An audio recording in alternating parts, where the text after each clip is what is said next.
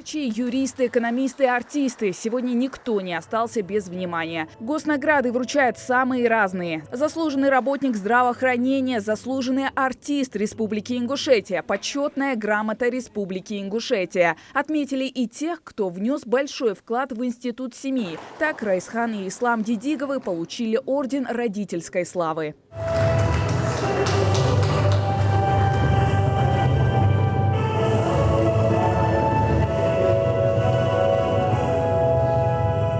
Вручают госнаграды в преддверии 30-летия образования Республики Ингушетия. У всех приглашенных личный рост неразрывно связан с развитием региона. Мы отмечаем людей, которые своим трудом, своей заботой и как строители, люди, которые предприятия строят, врачи наши уважаемые, которые перенесли такой напряженный год-два, что мы им должны всегда быть благодарны. Поэтому каждый человек, независимо, и работник администрации района, села, труженик сельского хозяйства, любой житель, который сегодня будет получать награды, я должен сказать, что это соль земли, понимаете? То, что наша Родина сегодня, получив награды в преддверии нашего 30-летия республики, это тот вклад и та история, которая на будущее складывается, чтобы мы понимали, у нас великолепные люди культуры, искусства, музыки. Люди, которые многое несут нам.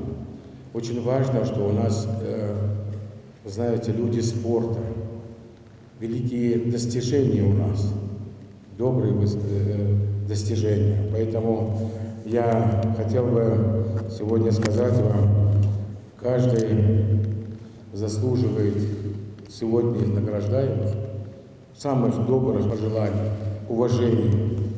Неважно, добросовестный строитель, инициативный предприниматель, специалист, любой специальности. Я хочу сказать огромное спасибо вам за ваш вклад в тот труд на своем рабочем месте, который вы носите. Присутствующие на церемонии поблагодарили Махмуда Али Калиматова за то, что он высоко оценил их труд.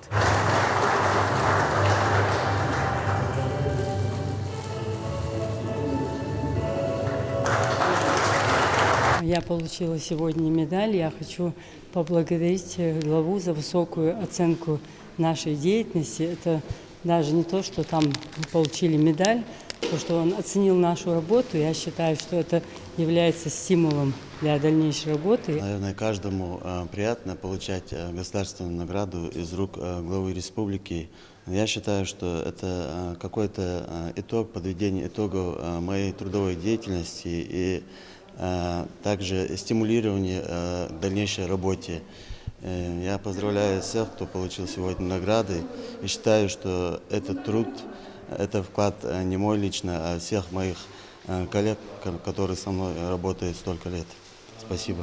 А Асма Тачиева стала единственной, кто получил медаль не о насилии. Она многодетная мать. У женщины 10 детей, самому младшему 7 лет. Старшие ребята уже учатся и работают, но забот меньше не стало. Быть матерью, конечно, сложно. Тем более большой семьи. Хаиха, селярха хусхет, президента Баркал Алосун. В